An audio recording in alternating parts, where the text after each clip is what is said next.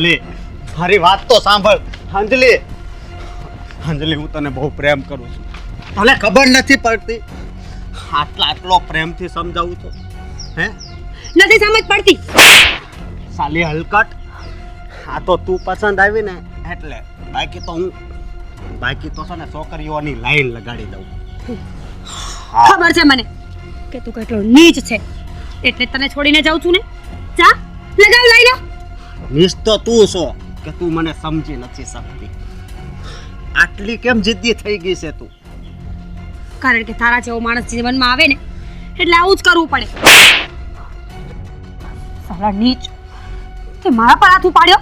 તારી હિંમત કેવી રીતે થઈ? તારા પર ફક્ત મારો જ અધિકાર છે, સમજી તું? બચાવો, મોક પડે. આ શું કરી રહ્યો છે? આ રસ્તામાં છોકરી જોઈને છેડતી કરે છે. પહેલા તો એ કે તું કોણ છો? એ હું જે હોય તે, પણ તું આ શું કરી રહ્યો છે? પ્લીઝ પ્લીઝ તમે સાલા, તું હટ. છોકરી ઉપર હાથ નહીં ઉપાડતો. હું તને સમજાવું છું, શાંતિથી વાત કરું છું ને, તો શાંતિથી વાત બતાવ. નહીં ઉપાડો. રાહુલ, નહીં, તારી ઉપર હાથ અત્યારે નથી ઉપાડવા. રાહુલ, રાહુલ, રાહુલ પ્લીઝ છોડી દે પ્લીઝ. રાહુલ પ્લીઝ, રાહુલ, રાહુલ, રાહુલ નહીં. રાહુલ છોડી દે. રાહુલ, રાહુલ છોડી દે એને.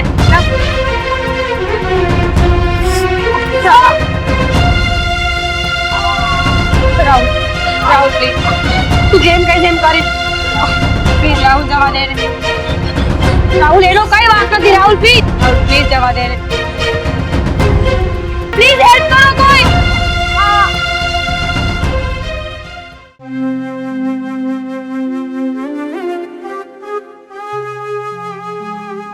હજી ઘરે ન આવી. કેટલા વાગ્યા ને સમજ નહીં પડતી હોય. ઘેરે જાવ એની માને કેટલી બળતરા થતી છે. છોકરીને કાંઈ વિચાર ન આવતો.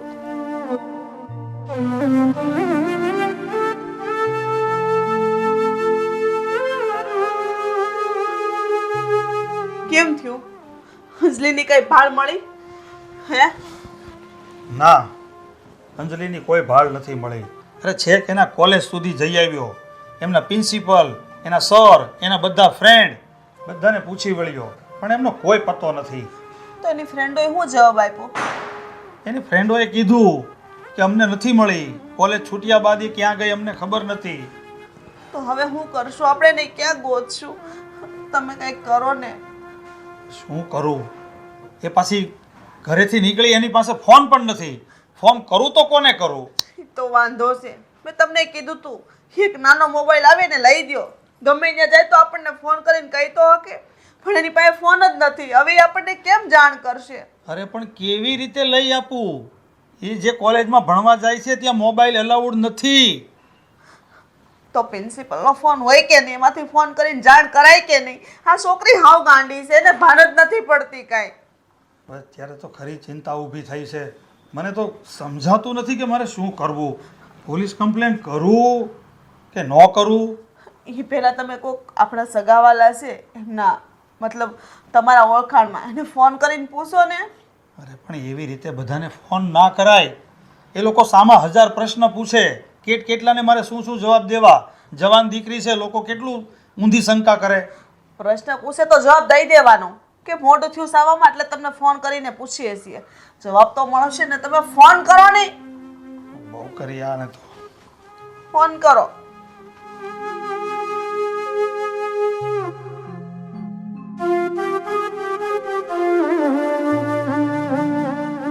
હલો.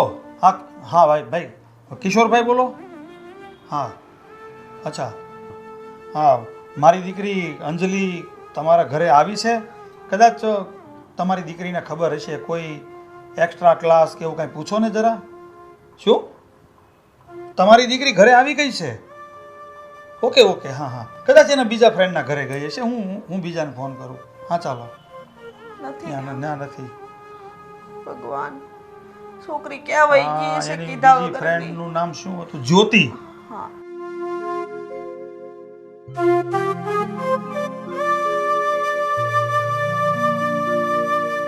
હલો. હા કિરીટભાઈ બોલો. હા ભાઈ હું અંજલિના પપ્પા બોલું છું. તો મારે ખાલી એ જાણવું હતું કે તમારી દીકરી કોલેજથી આવી ગઈ? મારી દીકરી અંજલિ તમારા ઘરે છે? કોઈ કોલેજ પછીનું કંઈ વર્ક આપ્યું હોય તો કદાચ. શું તમારી દીકરી ઘરે આવી નાસ્તો કરીને પાછી ટ્યુશન પણ જતી રહી? ઓકે. હા હા નો પ્રોબ્લેમ. કદાચ કોઈ એની બીજી ફ્રેન્ડના ઘરે હશે. હું ફોન કરું. હા ચાલો. હા મળીએ. લે આ બે જગ્યાએ પૂછ્યું. આ જે બે જગ્યાએ ફોન કર્યો ને એ એમની ખાસ ફ્રેન્ડ છે. અવારનવાર એમના ઘરે જ ગયા કરે છે. હવે ત્રીજું તો કોઈ એવો નંબર પણ નથી મારી પાસે. કોને મારે ફોન કરવો? હાલો વર્ષાબેન. હા હું અંજલિની મમ્મી બોલું. હા તમારી દીકરી હારે મારી અંજલિ એવી જ તમારા ઘર છે? જરાક પૂછો ને. નહીં? અચ્છા હા એમાં એવું છે મેં કીધું હતું કે વળતા આવતી વખતે છે ને તું પનીર લેતી આવજો એટલે કદાચ મોડું થયું હશે. હા કંઈ વાંધો નહીં. ના કંઈ વાંધો નહીં. એ તો બસ એમ જ મેં તમને ફોન કર્યો. એ બહાને આપણે વાત થઈ ગઈ ને. હા સારું આવજો.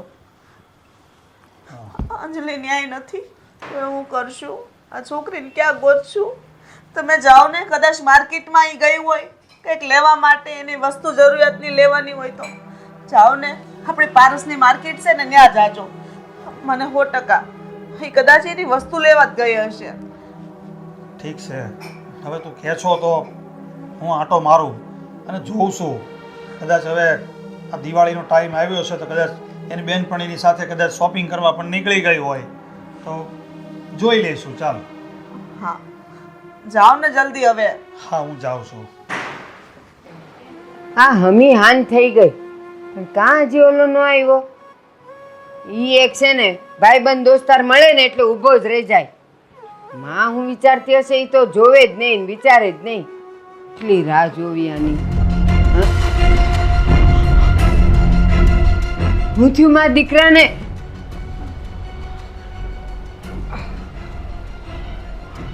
બેસ. આટલું બધું એને કેમ કરતા વાઈ ગયું?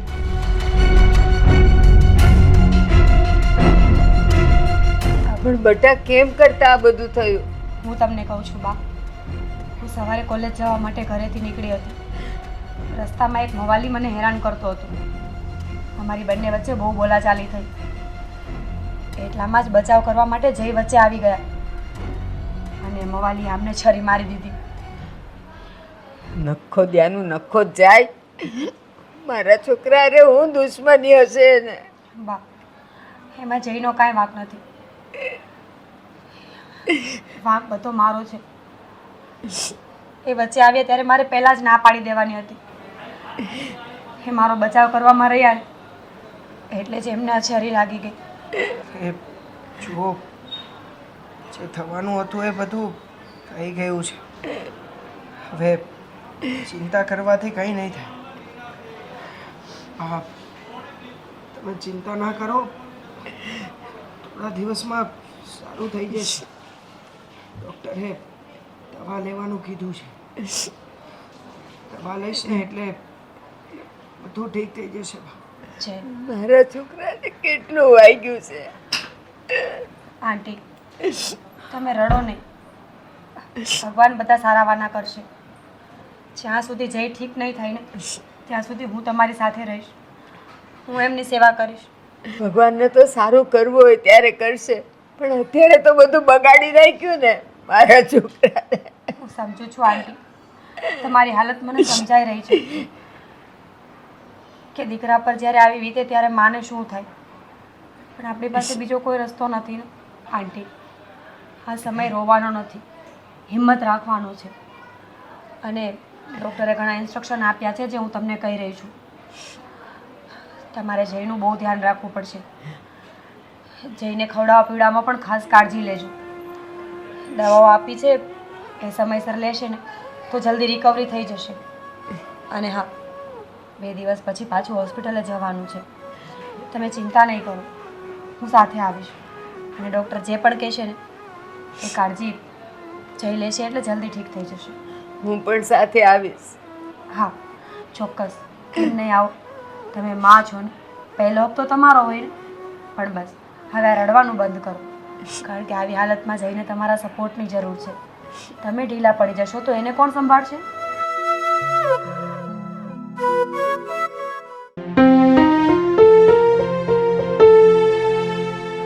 બેટા, હા આંટી.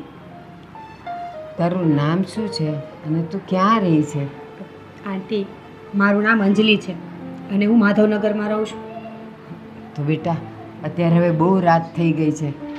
જાન બેટા, પછી તારા ઘરે તારા મમ્મી પપ્પાએ રાહ જોતા હશે, ચિંતા કરતા હશે. આંટી, જયની હાલત બહુ ગંભીર છે અને એ બધું મારા કારણે થયું છે. એટલે હું જઈને આ હાલતમાં છોડીને કેવી રીતે જઉં? બેટા, તું એવું કેમ માને છે કે આ બધું તારે લીધે થયું? એ તો નિમિત્ત તું બની, બાકી એને તો આજે વાગવાનું જ હતું. અને સાંભળ, હવે એને સારું છે અને હું એની પાસે રહીશ. પણ તારા ઘરે આ લોકો ચિંતા કરતા હોય બેટા. વાહ, જય મને ઓળખતો નહોતો, છતાં પણ પોતાના જીવની પરવા કર્યા વગર એણે મને બચાવી. આજે જય ના હોત ને તો કદાચ હું આ દુનિયામાં પણ ના હોત. તમે જ મને કહો ને બા, કે આટલા મહાન વ્યક્તિને આવા દુઃખમાં છોડીને હું કેવી રીતે જઈ શકું? હા તમારા કરતાં પહેલી ફરજ મારી છે કે હું એની સાથે રહું. બેટા, ચાલ માની લીધું કે તારી ફરજ છે ને તારે રહેવું જ. એકવાર તારા ઘરે ફોન તો કરી દે કે તું અહીંયા છે. એ લોકો ચિંતા કરતા હોય. આંટી, તમે નાહકની ચિંતા કરો છો. પરિવારના વ્યક્તિઓ પોતાના સભ્યને ઓળખતા હોય કે નહીં? મારા ઘરે કોઈ કંઈ નહીં બોલે. અત્યારે તમારે મારીને પણ જયની ચિંતા કરવાની જરૂર છે. તમે એને કાંઈ જમાડ્યું, દવા દીધી? ના, એ તો હવે આપણે કરીશું. પણ અંજલિ, તું વિચાર કર. આંટી પ્લીઝ, અંજલિ, હવે તમે મને ફોર્સ નહીં કરો. મારી વાત તો Please. સમાજ. સાંજે જય મોડો આવ્યો ને તોય હું ચિંતા કરતી હતી. એ દીકરો છે તોય. તો બેટા, તું તો દીકરી છે. મને એ લોકોની ચિંતા થાય છે. એ લોકો તારા માટે કેટલા ચિંતિત હશે. એકવાર ફોન કરી દે બસ. ઠીક છે, તમે કહો છો ને તો આપણે કંઈક કરીશું. પણ અત્યારે પહેલાં જમવાનું અને જયની દવા. ખબર છે ને ટાઈમ સાચવવાનો છે. હા હા, ચલો. તો દવાને વાર છે, હું રસોઈ બનાવી નાખું. જી, ભીંડાનું શાક તો થઈ ગયું. તને ભાવશે ને? મને બધું ચાલશે. ચાલ, તો હું રોટલી બનાવી નાખું.